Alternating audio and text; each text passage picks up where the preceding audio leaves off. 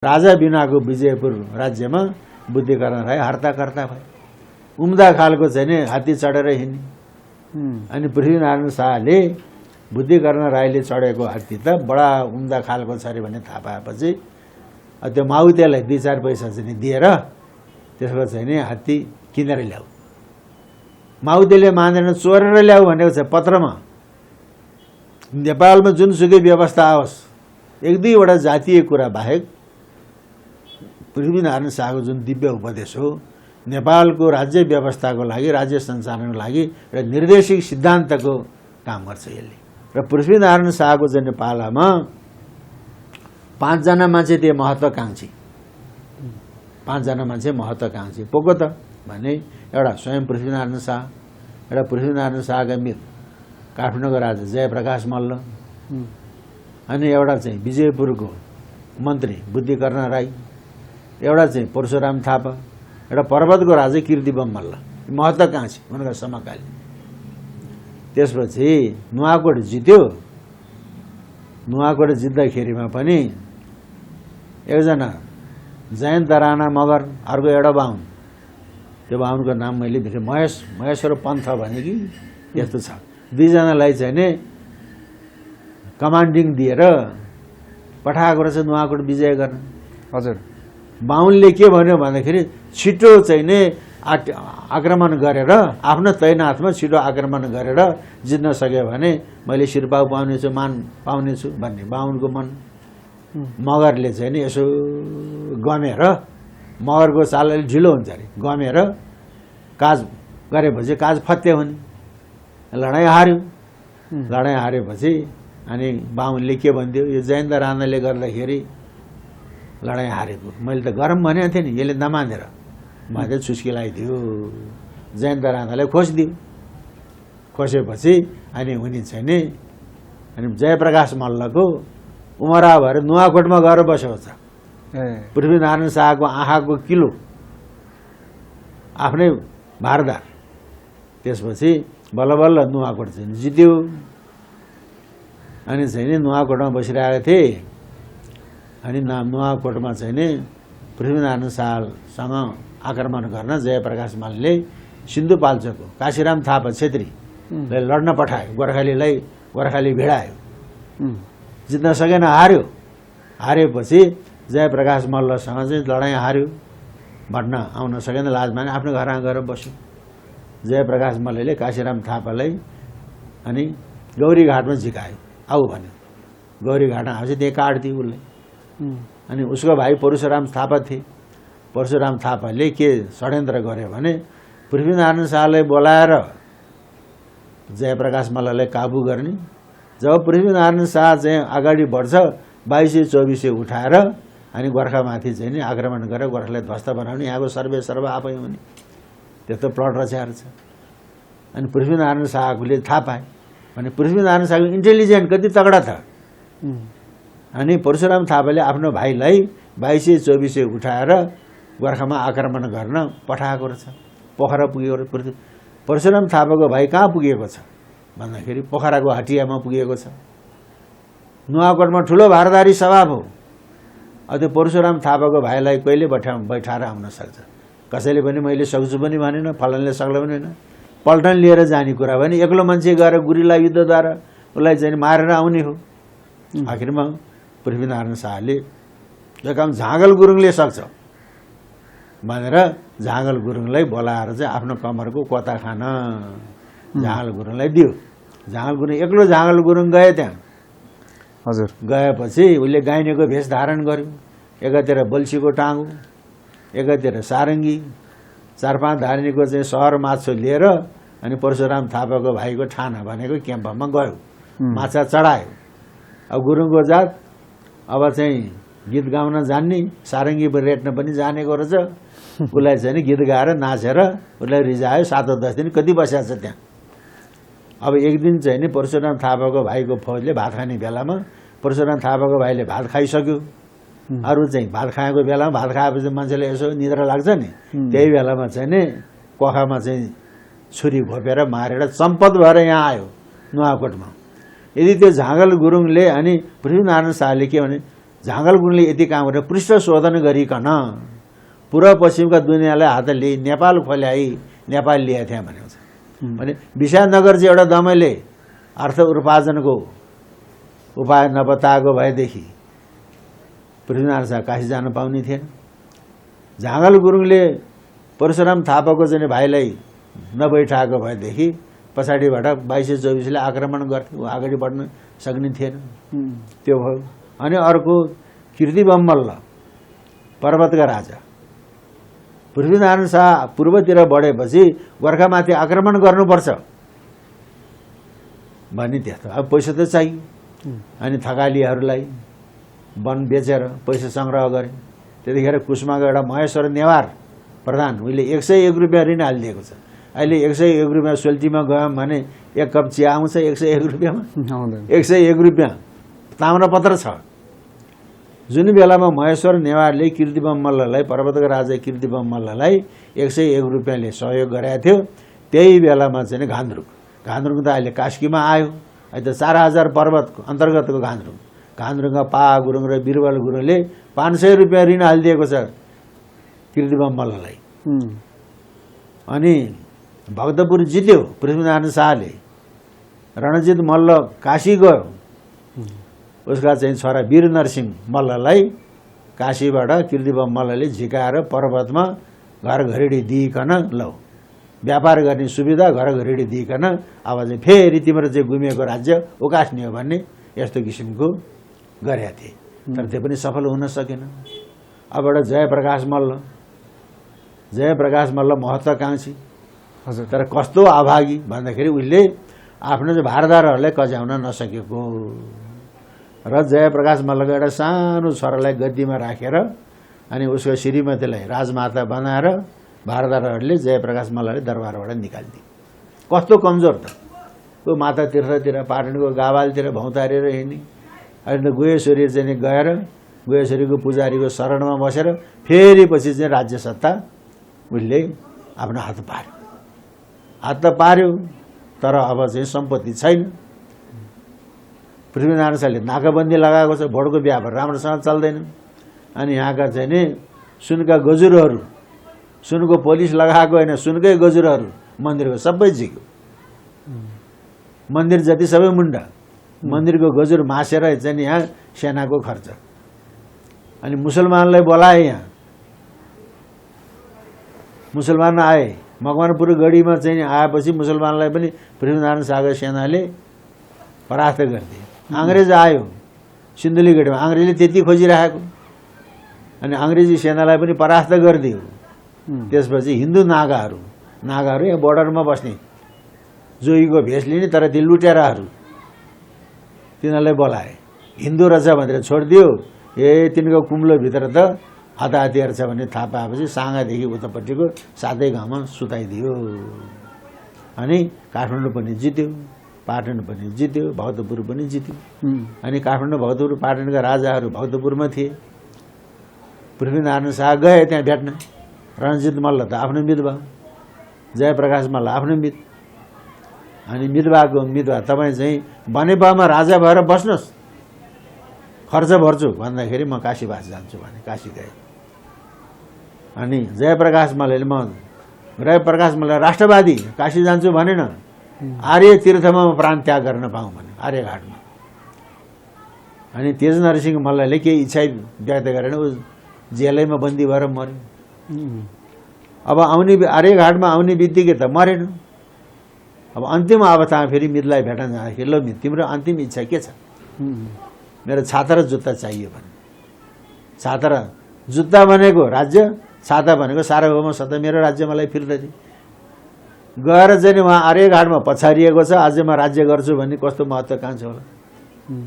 अनि छाता र जुत्ता किनेर ल तिम्रो छाता र जुत्ता, मेरो 3 पुस्तापछि तिमीले आफ्नो छाता र जुत्ता पाउनेछौ भने। अनि पृथ्वीनारायण शाहका चाहिँ नाति रणबहादुर शाह बौला, जयप्रकाश मल्ल पनि बौला खालको। रणबहादुर शाह चाहिँ जयप्रकाश मल्लको अवतार गरे भन्ने पनि यस्तो पनि छ। सर एउटा प्रसङ्ग यसमा जोडौँ न, खास गरिकन पृथ्वीनारायण शाहको चाहिँ जुन 10 उहाँले जुन यो राज्य एकीकरणको लागि चाहिँ गुरु गोरखनाथको पनि एउटा चाहिँ दर्शन आशीर्वाद पाउनु भएको र उहाँको 10 पुस्ताले मात्रै एउटा राज्य गर्न पाउँछ भन्ने हिसाबले त्यो पनि एउटा कहावत छ, किंवदन्ती छ। कति सत्य हो सर यो कुरो? अब त्यसमा चाहिँ नि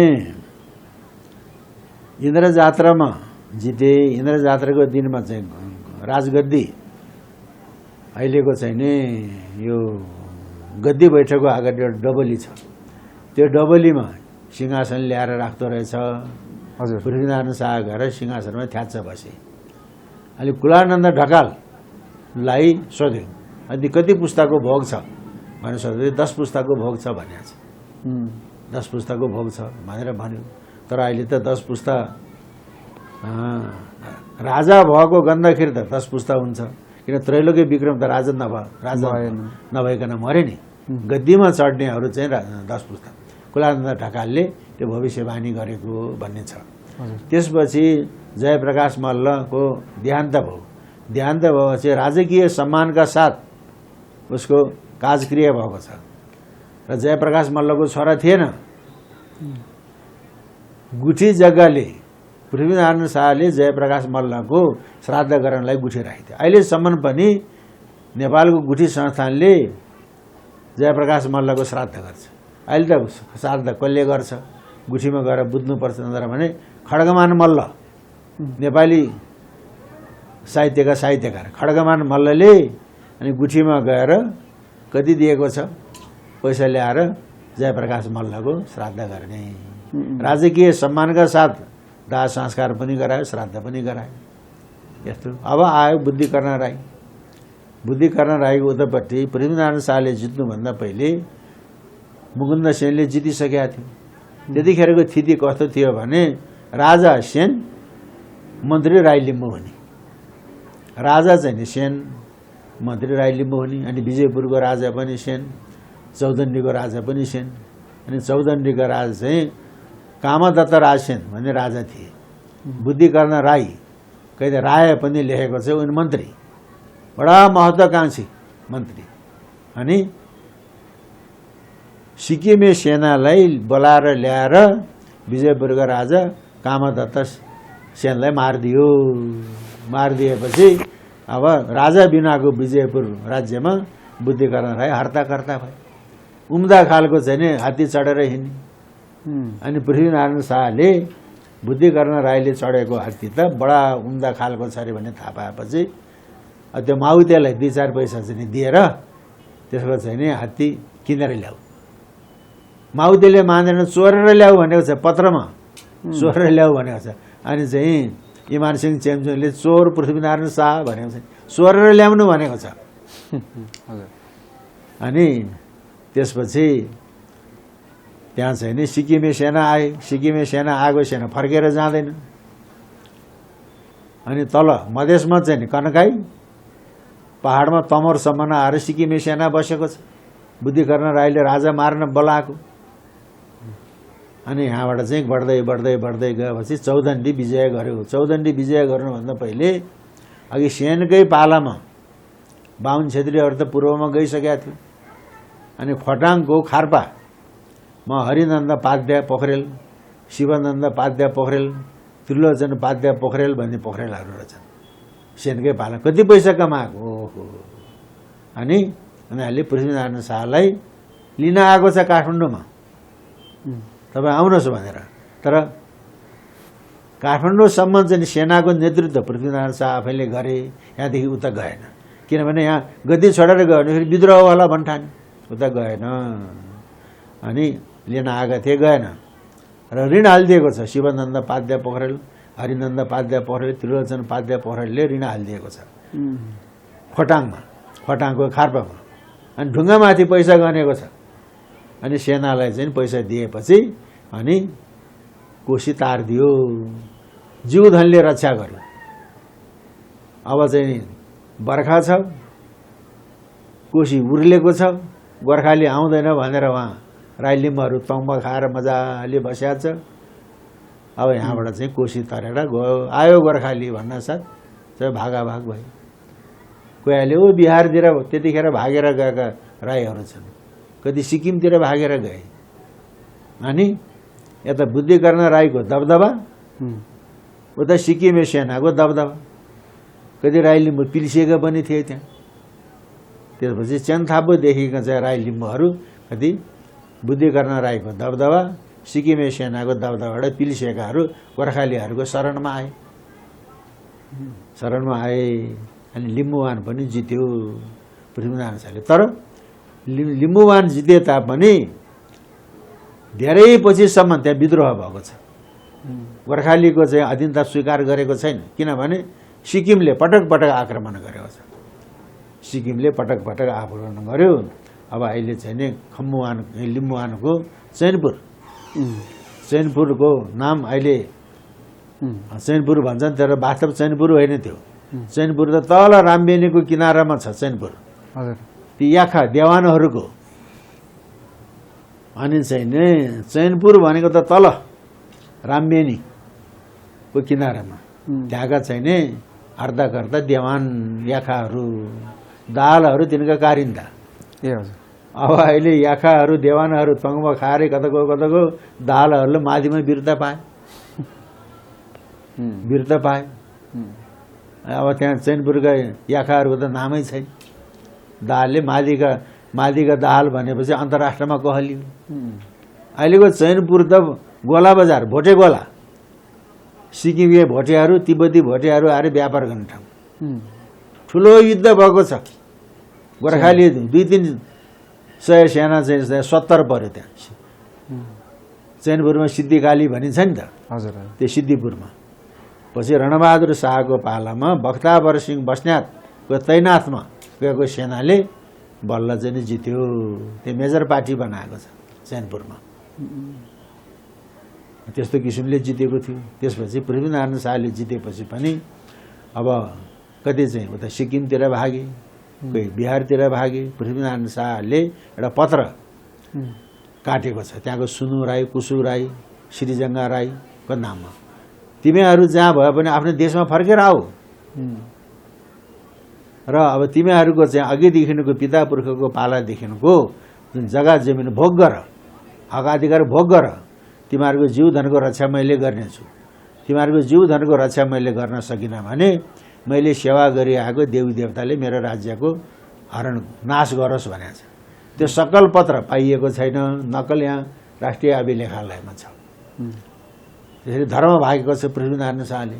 र अब अङ्ग्रेजहरूको ग्रान्ड डिजाइन के थियो भने भारत खाइसक्यो, नेपाल खाने, भोट खाने, चीन खाने। यो ट्रान्स हिमालयन जियो पोलिटिक्स, अन्तर हिमाली भू राजनीति पृथ्वीनारायण शाहले ब्रेक गरिदियो। भोट खान पनि पाएन, चीन खान पनि पाएन। नभए त्यो अफिमले ढुनमुनिएको चाहिँ चीन त अङ्ग्रेजले खाइसक्थ्यो। चीनले पनि पृथ्वीनारायण शाहको चाहिँ यो गुण मान्न पर्छ, नेपालको गुण मान्न पर्छ। र पृथ्वीनारायण शाहको समयमा नेपाल 54 टुक्रामा विभाजित थियो। त्यो डढलो जस्तो सल्केर आएको अङ्ग्रेजको प्रतिवाद गर्न सक्ने क्षमता थिएन। त्यसपछि बाहुनको बुद्धि, खसको बरगत, त्यसमा चाहिँ तपसिलमा पहिले मगर अनि गुरुङ राख्यो। अनि राई लिम्बूहरू चाहिँ नि भर्खर जितेको जाति भएको हुनाले सेनामा भर्ना गरेन, गोर्खाली सेनामा। अनि विक्रम सम्वत 1912मा भोटसँगको नेपालको युद्ध भयो। त्यतिखेर भोटको युद्ध त एउटा नाका मात्रै होइन, पूर्वदेखि पश्चिमको नाकामा युद्ध भएको छ। अनि त्यो भोटसँगको युद्धमा चाहिँ राई लिम्बूलाई पनि उपयोग गरे सेनामा। तैपनि अझ भर्ना गर्दैन। विक्रम सम्वत 1919को एउटा इस्तिहारमा चाहिँ नि के छ भन्दाखेरि खसलाई पनि जर्नेल दिनु, गुरुङ मगरलाई कर्नेल दिनु, राई लिम्बूलाई पनि जात नमासेर पल्टन खडा गर्नु भनेको छ विक्रम सम्वत 1919 देखि। अनि राई लिम्बूलाई नेपाली सेनामा राखेको, त्यो पनि तितो सत्य हो। किनभने इतिहास भनेपछि राम्रो राम्रो कुरा मात्रै भन्ने होइन। डाक्टर साहब, अन्त्यमा नि अब खास गरिकन पृथ्वी जयन्ती नै भएको नाताले एउटा सटिकमा तपाईँबाट चाहेको कुरा चाहिँ पृथ्वीनारायण शाहको मृत्युको बारेमा नि धेरै खालका कुराहरू छन्। मान्छेले कति चाहिँ उहाँको हत्यासम्म भएको भनेर पनि इतिहासकारहरू भन्न थाले हिजोआज। यो अलिकति संक्षेपमा बताइदिनुहोस् न उहाँको। अब हत्या त प्रतापी मान्छेको त हत्या त के हुन्थ्यो र हत्या भएको होइन। तर उनीहरू चाहिँ अब रात दिन चाहिँ नि लडाइँ, सपनामा पनि लडाइँ गर्ने, उसको खानापिनाको पनि केही ऊ पनि थिएन, कति चिन्ता थियो होला। अनि पछि चाहिँ नि अन्तिम अवस्था आयो, उनी चाहिँ नुवाकोट गए, देवी घाटमा उसले प्राण त्याग गर्यो।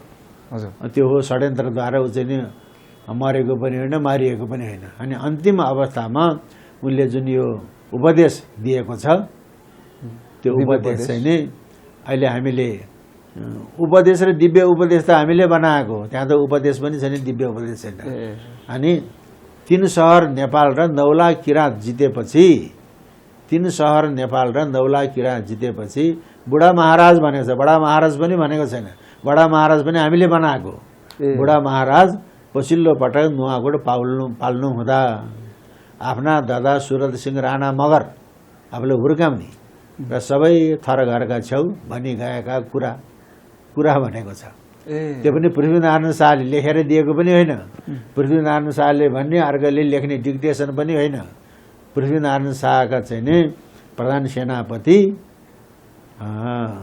शिवराम सिंह बस्नेतको छोरा लेखेपछि लिपिबद्ध गरेको हो यो।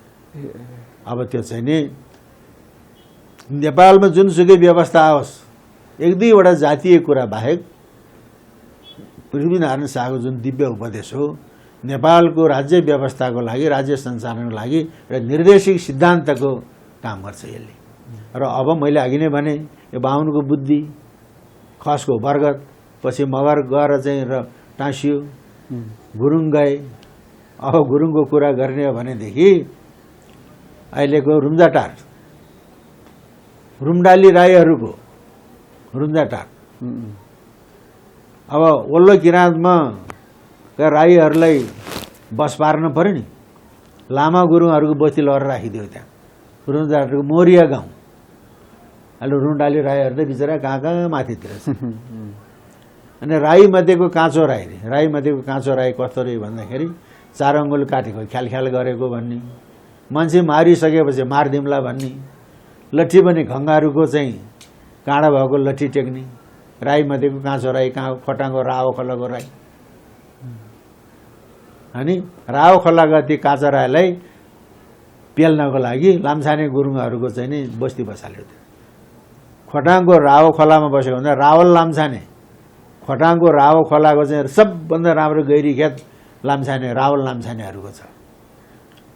अनि नेपालमा 2022 सालमा भूमि सुधार लागू भएर, तालुकी प्रथा लागू भएर, भूमि सुधार लागू भएर तालुकी प्रथा उन्मूलन नभएसम्म च्याङथापु भनेको नेपालको उत्तर पूर्वको महत्त्वपूर्ण नाका, च्याङथापुको ठिङ्ग्रो, मुङ्ग्रो, अनि खर्क, खर्चरी, महावीर राव खोलाबाट गएको रावल लाम्छाने गुरुङको हातमा थियो। ठुलो बारीको पाटो, पञ्चायत कालमा च्याङथापुमा राजा जान पर्यो भने त्यो रावल लाम्छाने गुरुङको बारीको पाटोमा हेलिकप्टर बस्ने। पृथ्वीनारायण शाहले के गरे भने सेनको पालामा राजा सेन, मन्त्री राई लिम्बू, तर चाहिँ नि मन्त्री राई लिम्बू हुने जुन प्रथाको उन्मूलन गर्यो। त्यो किपट त राई लिम्बूलाई नै दियो, किपट त राई लिम्बूलाई नै दियो। त्यहाँ बिर्तावाल बाहुन होला, बिर्तावाल चाहिँ छेत्री होला, तर किपटको धनी जिम्मेदार बाहुन छेत्री कोही पनि छैन, सबै थरी। मैले चाहिँ नि बेहोरेको सङ्खुवासभा जिल्लाको सदरमुकाम खाँदबारीदेखि माथि पाङबा भन्ने एउटा गाउँ छ, गङ्गा प्रसाद राई म आफैले भेटेको 2048 सालमा, 52 पगरीको राई, उसको मादा हातमा 52 जना थरीहरू। तुमलिङ टारदेखिका चाहिँ नि कुमारले मालपोत उठाएर गङ्गा प्रसाद राई कहाँ बुझाउने, गङ्गा प्रसाद राईले 13 थुम मालमा लगेर बुझाउने। अनि दसैँ आयो, राई लिम्बू मगर सुँगुरको मासु खाने जातले सुँगुरको सिसार लगेर दिनुपर्ने, गुरुङहरूले चाहिँ भेडा अथवा बोका काटेको छ भने बोका टाउको एउटा कुखुराको सपेटो लानुपर्ने, बाहुनहरूले चाहिँ केरा दही केही पनि पाएन भने सबैमा केरा दही त हुँदैन, एक मानो काँचो खुर्सानी केही पनि पाएन, एक जुत्ता मकै लगाएर पनि अब राई भनेर उसो मान्न जानुपर्ने, टिका थाप्न जानुपर्ने, गङ्गा प्रसाद राईले मान्नु पर्यो।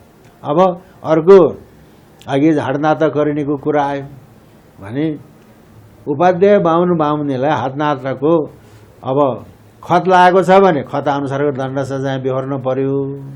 खत त होइन रहेछ, बात मात्रै लगाएको रहेछ, उनले चोख्याउनु पर्यो, आफ्नो जातमा फेरि उकाल्नु पर्यो भने के गर्ने भने गंगा प्रसाद राईको आँगनमा गाईको गोबरले लिपेर त्यो हडनाता करणीको बाद लागेको उपाध्याय बाहुन बाहुनी त्यहाँ बस्ने, गंगा प्रसाद राईले सुनपानी छर्किदिने अनि दिन आफ्नो जातमा उक्लने भने हिन्दू धर्मावलम्बी आर्य संस्कृतिका अनुयायी तागाधारी उपाध्याय बाहुन बाहुनीहरू सुँगुरको मासु खाने, भैँसीको मासु खाने, जाँड खाने एउटा राईले पानी छर्किदिएपछि आफ्नो जातमा उक्लने भनेपछि त्यहाँ बाहुनले राई लिम्बूमाथि शासन गरेको छ कि राई लिम्बूले बाहुनमाथि शासन गरेको छ?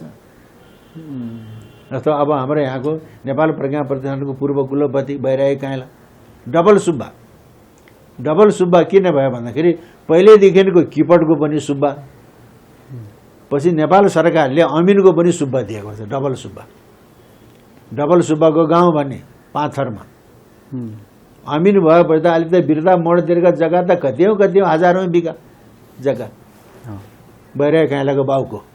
अनि राजा महेन्द्रले अनि पूर्व पश्चिम राजमार्ग खोलाउँदाखेरि बैरागी काइँलाको बाको चाहिँ जग्गा कति बिघा पर्यो।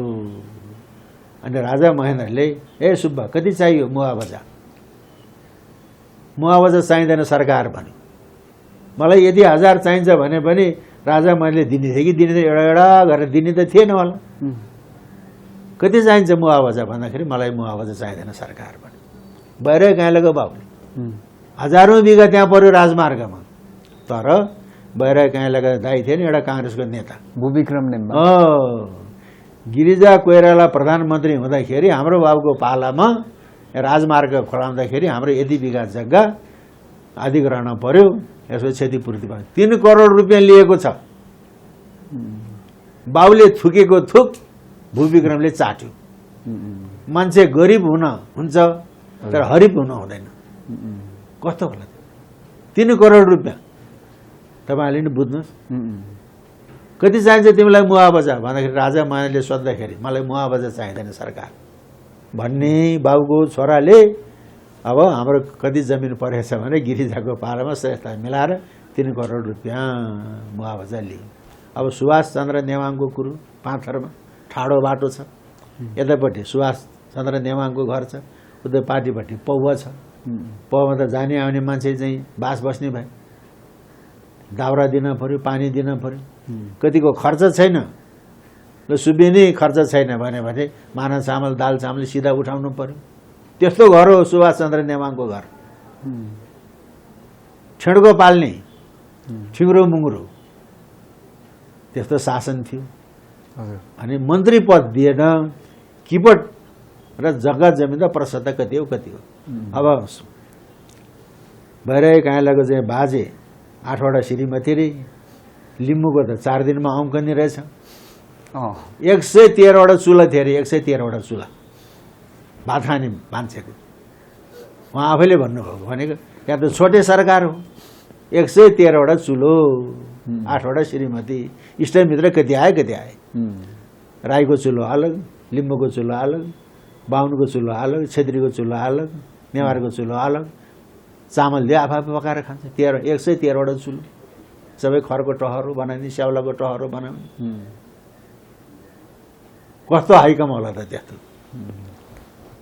भने राजा महेन्द्रलाई चाहिँ क्षतिपूर्ति चाहिँदैन सरकार भन्ने व्यक्ति। र अब थिति पनि थामिदियो, रीति पनि थामिदियो, तर मन्त्री हुने चाहिँ अख्तियार दिएन। त्यस कारणले अब पछि जुन अभियानलाई समर्थन गर्नु पनि एकीकरणको सहभागिता हो नि त। एकदमै अभियानलाई समर्थन गर्नु पनि एकीकरणको समर्थन हो, समर्थन गर्नु। त्यस कारणले पृथ्वीनारायण शाह नजन्मेको भएदेखि उहिले यो नेपाल अहिले भारतको बिहार अथवा उत्तर प्रदेश जस्तो अङ्ग हुन्थ्यो। पृथ्वीनारायण शाहलाई साँच्चैको हामीले नेपालको आधुनिक नेपालको एकीकरणको अभियन्ता मान्नुपर्छ र पृथ्वीनारायण शाहको जन्मदिन पुस 27 गतेलाई हामीले राष्ट्रिय एकता दिवसको रूपमा मान्नुपर्छ। हस्, यति भन्दै म चाहिँ नि अझ बिदा हुन चाहन्छु। सबैको चाहिँ जय कल्याण होस्।